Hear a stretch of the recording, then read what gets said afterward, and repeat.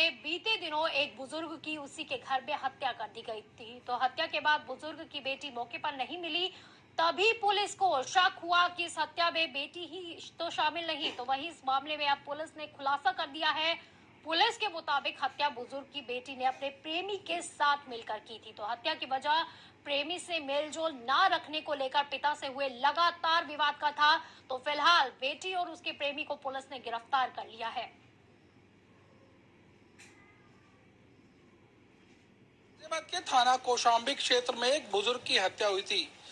उस हत्या आरोपी कोई और नहीं बल्कि उसी की बेटी निकली।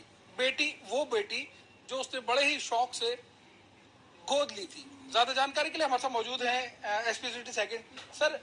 एक बेटी जो गोद ली गई थी, हत्या होती है पिता की और वो फरार हो जाती है प्रेमी के साथ, क्या कहेंगे?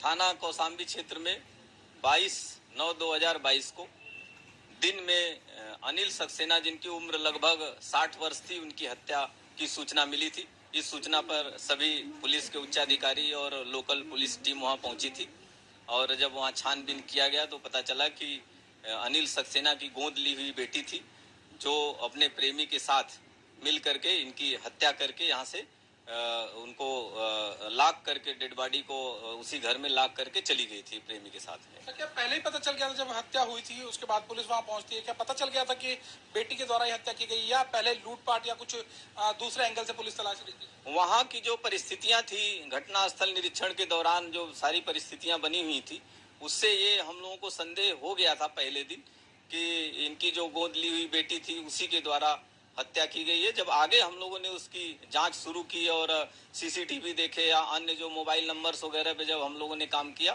तब ये बात पुख्ता हो गई थी कि ये इनकी जो बेटी थी, इसी ने अपने प्रेमी के साथ मिल करके हत्या की है। बच्ची नाबालिग किस तरीके से पुलिस ने चुनौती की तरह देखा, क्योंकि ये लोग फरार हो चुके थे और फरार भी काफी दूर हो चुके थे। ऐसे पुलिस के लिए बड़ी चुनौती होती है ऐसे मामले को खुलासा करना।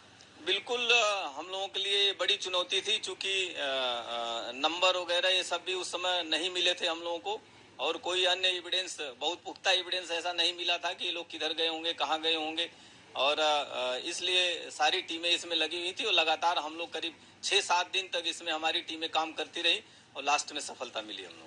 हमारे साथ में एसपी सेकंड जिन्होंने बताया कि कड़ी मशक्कत के बाद हत्या आरोपी फिलहाल पुलिस की गिरफ्त में है, जिसे उसके अंजाम यानी जेल भेजा जाएगा।